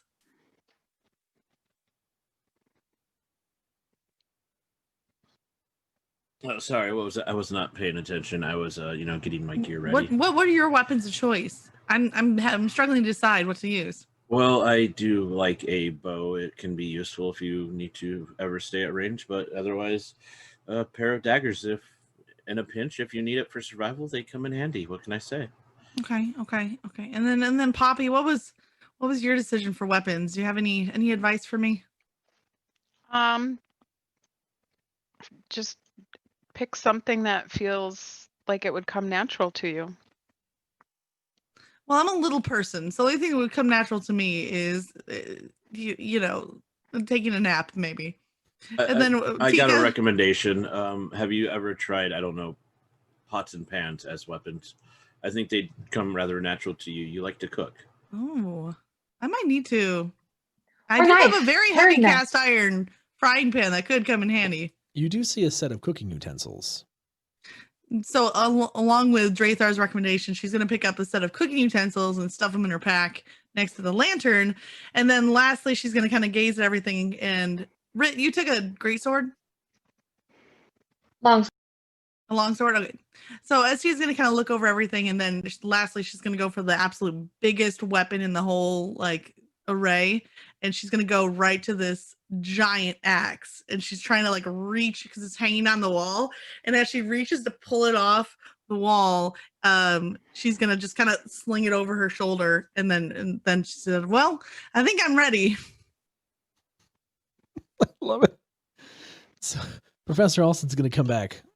All right, well, I see you guys look ready as can be. You've got some furs there. I see you grabbed packs. Those packs are loaded with some basic gear. Looks like a couple of you have some survival items. That's good. Anybody else want to grab anything before we go to the presentation? No, I suppose I should grab some snowshoes, huh? I mean, it would make Oh, sense. are those javelins? I don't think I'm going to grab a few of those. Feel free. Is there any more food? There are ration packs in the bags. I will grab a few ration packs. Well, they're already in your bag, so you're good. Okay, I have a bag. Well, I'm gonna grab some snowshoes, and I Are there suppose snowshoes for me? You could take them. Again, this is a showcase. If you were traveling Okay, to Icewind but, Dale, like, you typically Would they work on my feet? Hooves. Do they have snow hooves? Hold on. Did they have snow hooves? Let me Snow horseshoes? let me go get something. And Snow horseshoes. he's gonna go kind of walk over to a corner, and he's gonna grab a pair of snow skis, and he's going to, or snowshoes, and kind of bring them over, and you're gonna see him, and he goes and he grabs an axe, just a hand axe, and he walks over to one of the weapon racks. He's like, one moment, and he starts hacking at this just whole like wooden kind of panel, and he hacks off these two probably like 3-inch square pieces of wood, and he walks over to the snowshoes, and he kind of puts it square in the middle and of each one of the shoes, and kind of like he casts a spell, and you see the wood kind of melt into the kind of netting of the snowshoe, and he comes up and he holds him to, and he goes, right here. So tying them is going to be a bit of an adventure for you, but at least if you keep your hooves centered in the snowshoe, it should work just the same for you. Is there, Poppy's I'll gonna- take 'em. kindling? Is there a kindling box or a Those- fire starter kit? Those things should be in your packs. Okay. Okay. Poppy's gonna kind of lean over and whisper to Estia, "Look at how strong he is." I mean, I'm not all that impressed. He's only about as long as this giant axe. Well, you can't go by that size alone. All right, is everybody ready? It's time to go. Professor, I'm gonna grab just one more weapon. I'm gonna grab a short sword just in case. You never know. You know, it's never a bad idea to carry an extra short sword. They do come in handy. I mean, really, you should be going for the long sword. I'm gonna Not grab. always about the size. It's how you use it. Agreed. Are we ready? Ready! I'm gonna grab an extra lantern too. Wait, can I bring the beer with us? Might as well. Sweet. And she's gonna go ahead and put that in her bag and just stuff it full and put it on her back. All right, now we're good to go. Lovely. Is everybody ready to go? Yes, sir. Okay. All set. I'm pretty sure I couldn't carry more if I tried. All right. So this special presentation is actually going to be in Icewind Dale. So we're going to take a special portal that many of you probably haven't seen before. Follow me this way. We're going to a place where it's cold. just for about an hour or so, just the length of class. We're just going to do a quick presentation on kind of like the period for the people of Icewind Dale so that they can understand a bit more about their own history. It's an exchange initiative we've got going on. Look, magic portals make this very, very easy. As long as you've got me with you, there will be no problems. Okay. All right. I don't like the cold, but at least we're prepared. Agreed. I'm warm. Yes. All right. Off we go. And so he's going to kind of take you back towards the classroom. And as he does, he kind of goes over and has you stop short of where the door to the classroom is. And he kind of waves his arm in a circular motion, and you see runes appear on the entryway of the door, all around the outside. And they start to glow a bright blue. And as they do, you feel the energy start to kind of raise around the area. The kind of hair on your arm starts to stand up as if you're being charged with static electricity. And you see this small little blue dot form in the center of the doorway that then expands and covers the entire doorway in this ethereal blue glow. All right. Doorway's ready. Students first. Onward and out. I'll go. And Right. she'll just go ahead and like trot in. Tika. Hoofs pounding. High hooves ready. Who's next? Not letting her go on her own. I'm coming too. All right. Estia. Drathar will come next, just so Poppy can have a little time with the teacher alone. Oh, wonderful, Drathar. Thank you. And Miss Poppy, please go through the portal. I will see you on the other side. Okay, Professor. As you all enter the portal, you feel your bodies kind of like fade in and out, almost as if your body kind of separates from itself, right? And you can almost feel like you're pulling apart. It's a very uncomfortable, weird experience, but it doesn't last long. As you kind of feel yourself come back together, and in an instant, you are just teleported into Icewind Dale, and you are standing at the base of this mountain, and in front of you, you kind of just see nothing but white. Well, this is a little eerie. Professor? Tika, as you look around, you see kind of about 2 feet off the ground where there is a cutout from the blue ethereal portal. And as you do, you see the portal starts to shake in midair, and it turns red. And it that seems doesn't to be look right. destabilizing. And it shatters with a loud No professor. Professor? It's just you. Just Wait, me? just Frozen Tika? wastes. No, the 4 of you. Oh, okay. It's just the 4 of you in the frozen waste. Is that supposed to happen? Is that part of the class? That It's cold in here. teleportation was wild. Oh my, I have never in my life experienced anything like that. That was astounding. Yeah, Where's that the was supposed to be professor? and all, but where's the professor? Where is he? I mean, As I'm you're sure he'll be looking right along. around- As you're looking around, you notice the faint echo of the explosion.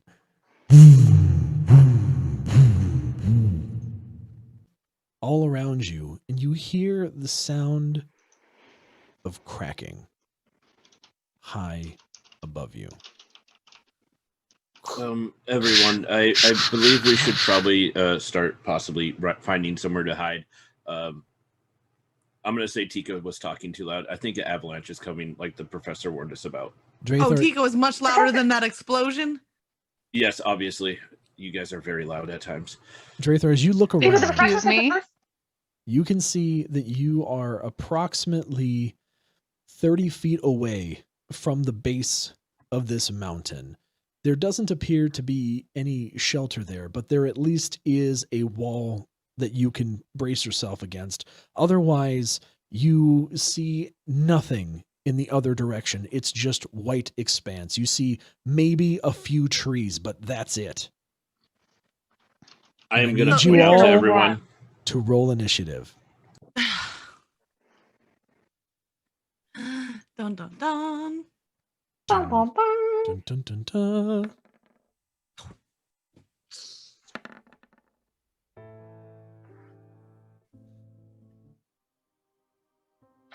What do I add anything, or is initiative just whatever the roll is? It's just a 20. Yeah. Let's go. Let's try this. Let's go. Yeah. Initiative is actually a D20 plus whatever your initiative score is. Oh, do we have initiative? You're right. You're right. I get a +3 on mine as well. So we're tied. Oh, I gotta look at mine. Sorry. Thanks. Mine's a +1. Sorry, I'll reroll. Do you want to re-roll if we forgot our initiative? That's fine. Yep, that's fine. Wait, where do we find initiative? I messed up. Top right near your armor class, there should be a box that says initiative on your character sheet. Mm-hmm. +2. Okay, so There we 17. go. 12. 18. Sorry, give me 1 second.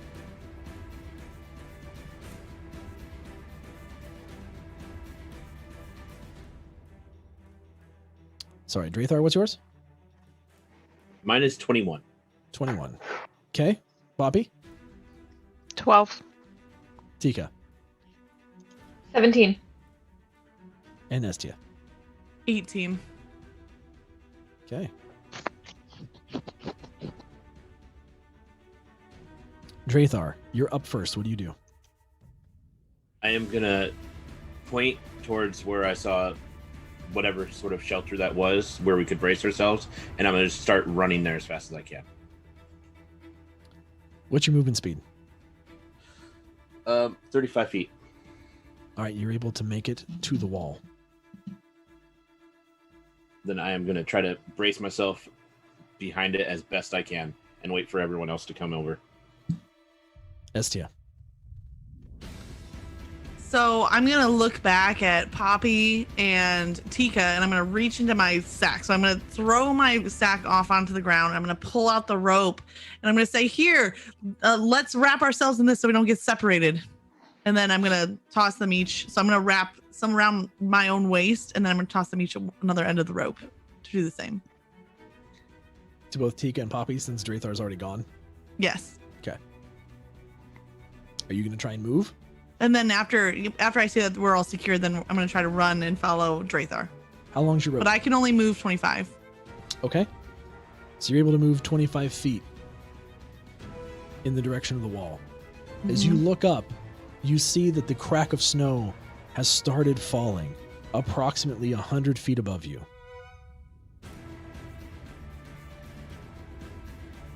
Tika.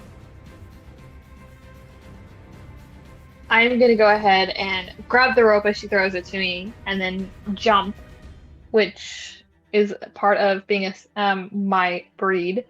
Trying to pull them along with the rope. I get an extra 1, which was my roll. And my movement speed is I don't know how long jumps work. Is that the same thing as movement speed? You should see a movement speed and you should see a jump speed potentially too. Jump speed. Or like a jump, like if you have a jump, it'll say like your movement speed. So you could probably jump your movement speed.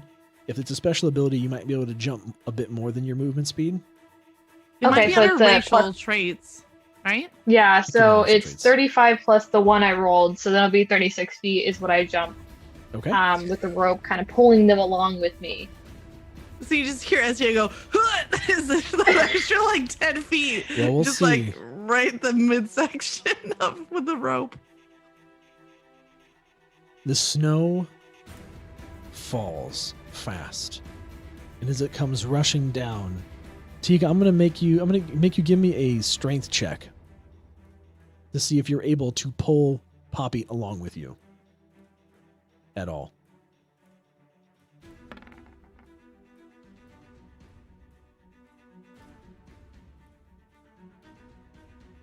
Sorry, I'm having a little issue seeing that. So 17. 17? Okay. And that's a -1, so 16. With a DC of 18, you were not able to pull Poppy with you. And her tightening on the rope kept you from going your full 35 feet. You were only able to go 25 feet.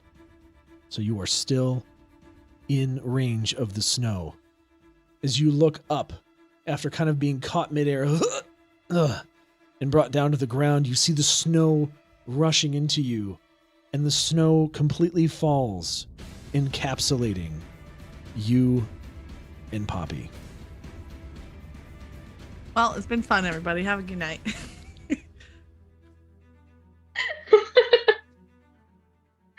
Well, that was a quick death.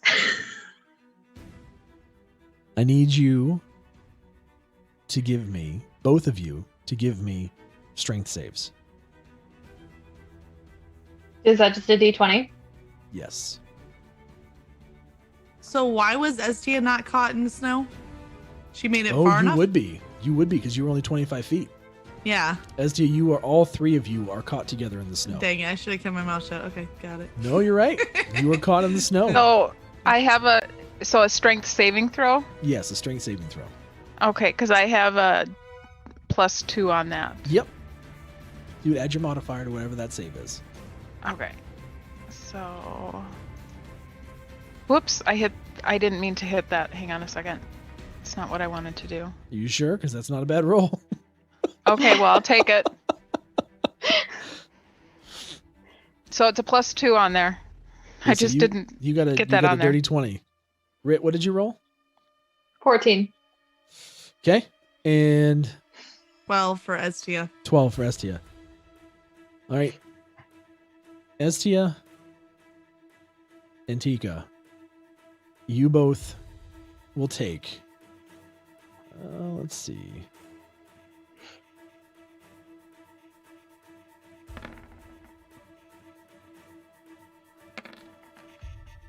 Three bludgeoning damage from the snow, and you are knocked prone.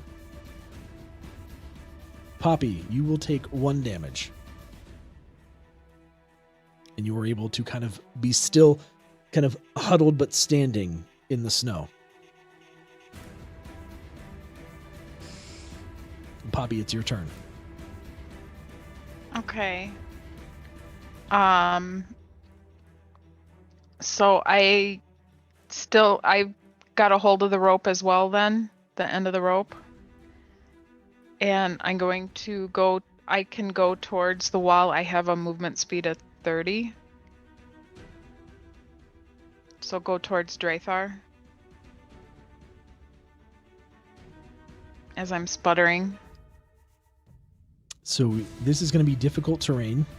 You Okay. are blind. You are fortunately not restrained because you did make your save. So you can move at half speed.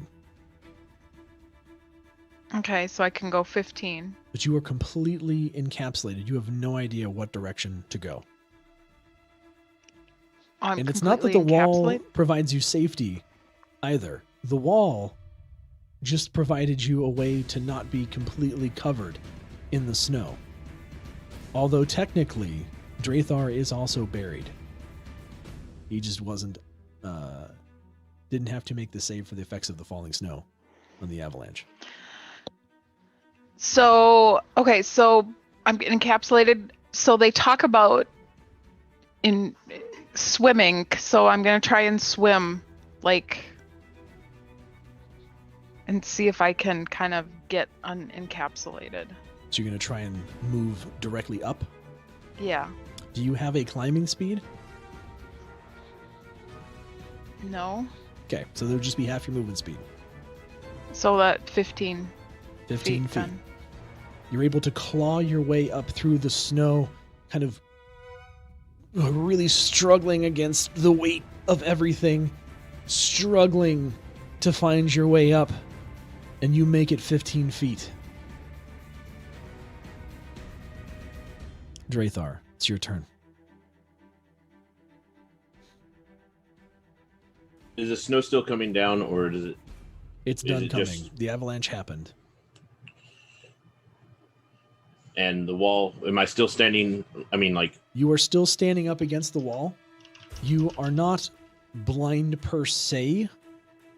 You can still see the snow in front of you and kind of have an unrestrained movement. But in order for you to get out, you're going to have to go into the snowpack. yeah, I'm going to try to go into the snowpack to try to get out and see if I can get on top of everything to try to get the help the others any way I can. But first, I got to get myself all the way out. Okay. And your movement said is 35? Yep, 35.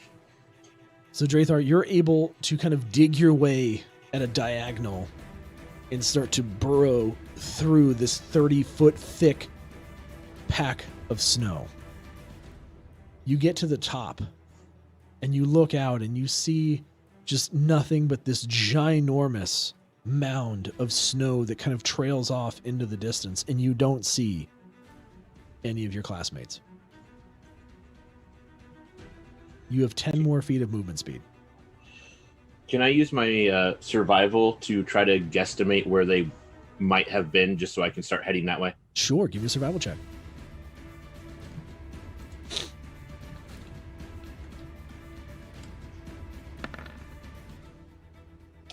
$18. 18. You remember seeing Estia about 10 feet in front of you.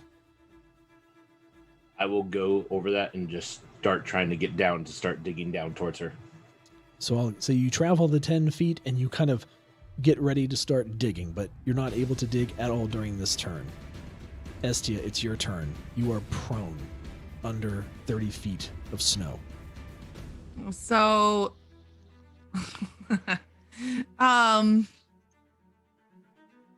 can I use my great axe to hack my way out of the snow? No. Okay, well, it's worth a try. So I'm gonna just start trying to dig my way up to the surface. I'm assuming it's gonna take some movement to be able to even get upright. Yes. So how far can I So dig first thing I need towards you the to do is surface? I need you to give me a strength check to see if you're able to unrestrain yourself from the snow. Okay, should I do that in D&D Beyond or in the dice roller? Dice roller.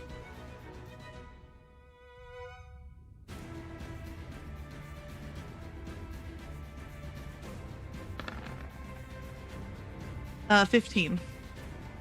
This is just what you need. You're able to kind of force your way onto your hands and knees. And what you said your movement's 25 feet? Yeah. So you're able to just stand up. Ugh. And you're unrestrained at this point, but you can't move anymore. It took everything you had to kind of dig yourself and bring yourself up just to stand up. Tika. I am going to also try to get up to the surface. You are also prone, so you need to give me a strength save as well. Yes.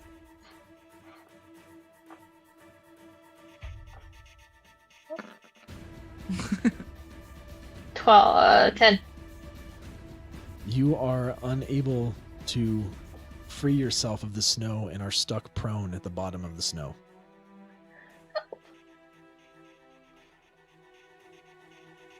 Poppy. She's gonna just kind of like at this point just hold on to the rope and try to do what she can to get pulled along. Okay.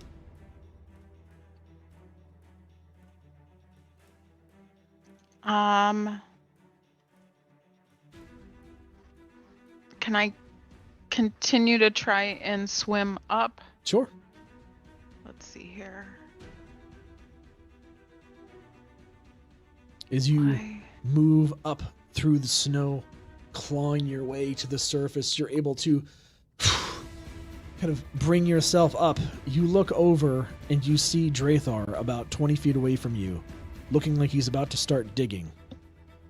You feel the rope still on your waist, and it's taut, but you are at least free of the snow. Okay. I'm gonna holler out to Drathar. Drathar! Yes, Poppy. I believe Ezio is down here. I think I've got Tika on. She's in between us. Then can you try to get Tika? I will try to get Etsia. Estia was actually in the middle because she tossed either end of the rope to Poppy and to Tika. You moved first though, so in the Wait, what? You moved first. Your initiative order was first. So technically, wherever the rope is bound, you might be in the middle. But in terms of positioning, you were furthest closest to the mountain. Okay. Yeah, I can try and help get Tika out. Yes, we need to do that because I don't know what could be out here, and we need to try to get ourselves out as best we can quickly. Okay. I don't want to be caught unaware, especially by a Yeti. Yeah, we don't want to get in. I don't want to see a Yeti. And I definitely don't want to see a vampire penguin. Oh God. But you have 15 feet of movement left. Okay, so I'm gonna try and follow the rope down to Tika. Okay. You're able to dig yourself down about 15 feet, and you just keep digging towards rope. But you see no Tika. Drathar. Can I do a quick perception check just to see if there's anything around while I get ready to start digging straight down towards Etsia? Yeah, give me a perception check.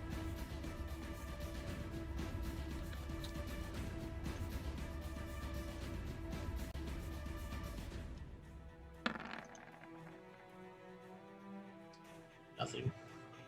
An 8. You look around, but there's a blizzard going on right now around you. You can barely see Poppy.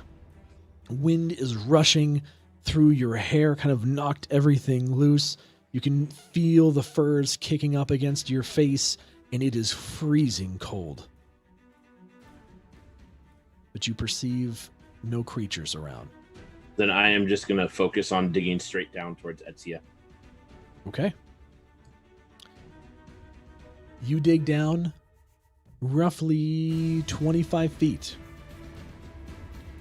And you're able to see the hands of Estia.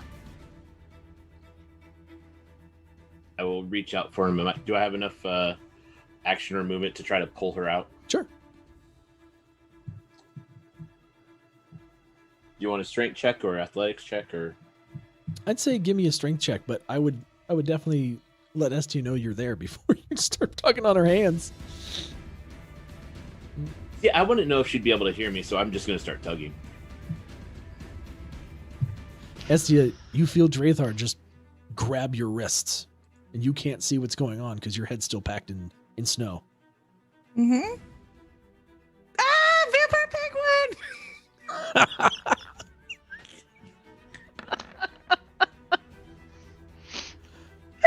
It looks cocked. Roll it again.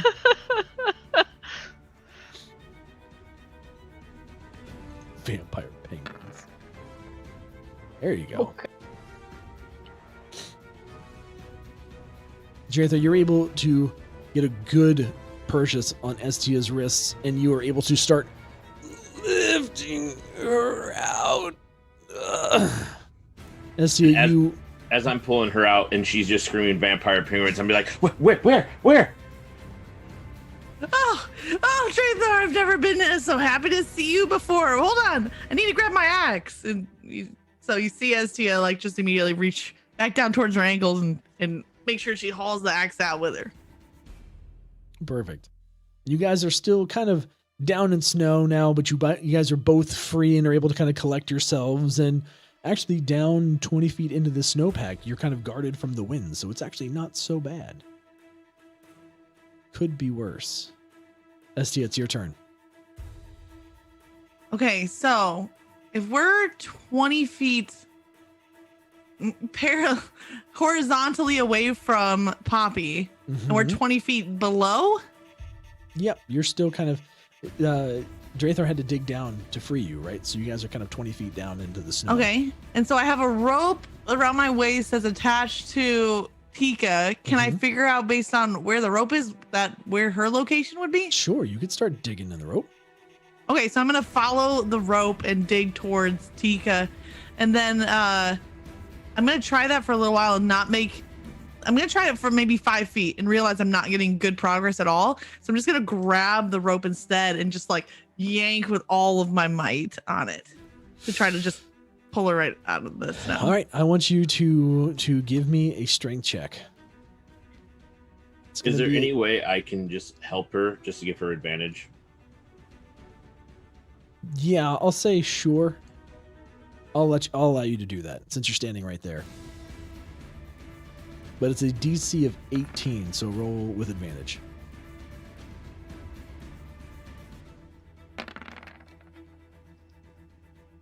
So I got a 10 and then a 15. So you got a 15. So you start to pull and you feel the rope start to stretch. And Tika, you begin to feel this pulling on your waist. But you are so stuffed in this snow right now that you're not moving, but it's hurting your stomach because you're literally being like pulled up from your rib cage. Sorry. And it's your turn. At this point, I at least know in which direction to go. So she's going to try to pull on the rope as well. So we'll you go need ahead to and give me do another strength check. You're still restrained in snow. strength check.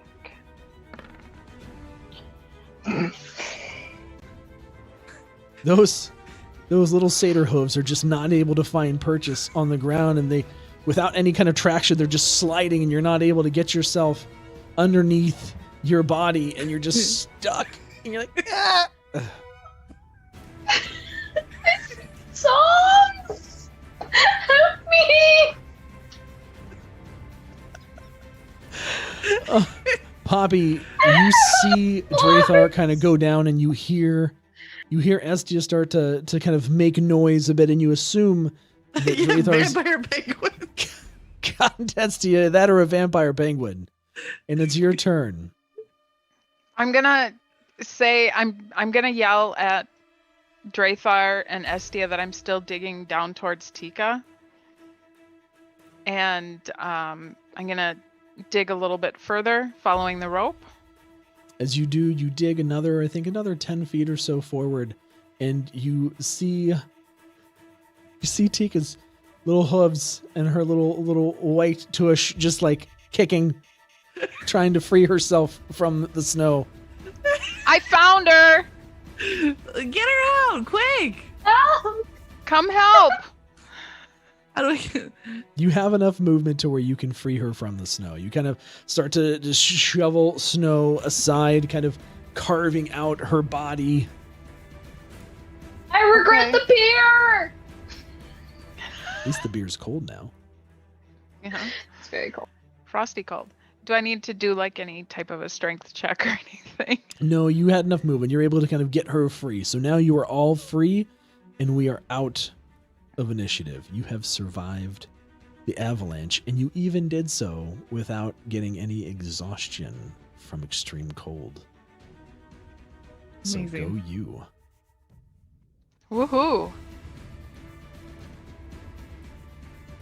Right as soon as we hear that Tika is safe, I'm going to check to see if Snack is still with me and okay. And Esty is going to check over all of her gear and make sure she didn't leave something buried underneath the snow. Tika's just gonna sit there like, so now what the heck do we do? We're stuck out here in the middle of winter world. I forgot my notes. I forget where this is. And I'm drunk.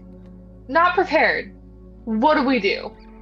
Can I do a perception check to kind of see if there's anything going on around us Sure. that we might be aware of? Mm-hmm. I don't see a damn thing. Poppy, you just sorry look for you. around, and as you kind of make your way back to the kind of top of the snow pile, you're looking around. The blizzard is a little less aggressive as it was before when you were when it first got there, but it's still really blowing snow around. You just see wind rushing through trees in the distance and nothing but white.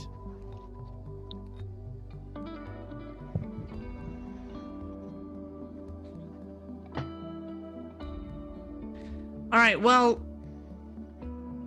that portal is gone. There's no professor. It's just us out here in the snow. So it's time to put that survival training to the test. Survival training, I'm year 1. I haven't got any training. Don't worry, as long as we stick together, we're gonna be all right. We can figure this out. I might have a suggestion. Etsia, by chance, do you have your map? I do. She reaches back and she grabs her syllabus, which has the map. This doesn't help. All we know is that there's snow here, which that covers just about everything. No, what we need to do, Etsia, is let's try to see if we can find any landmarks, anything that looks like it might be on the map, and that might give us at least some direction. So I'm going to go ahead and look around and see if I recognize anything. Is it still blizzardy or is it pretty calm now? It's still a little blizzardy. Drathar, before we do anything, I'd feel better if you would tie yourself, join our rope train here in case we get separated. Its visibility is very limited. Fine, I will join the rope gang, but I move more free, so I might cut myself loose. I just don't want you to get so loose that you get lost in the snow. Good point. As Tika looks around, she sees nothing, basically. Just snow. All of you kind of stumped. Drathar, you kind of tie yourself around, make a nice knot, good and firm, so you're tied together with the rest of the group. And as you guys start to look at the map and kind of look around, everything goes eerie silent. And off in the distance, you hear...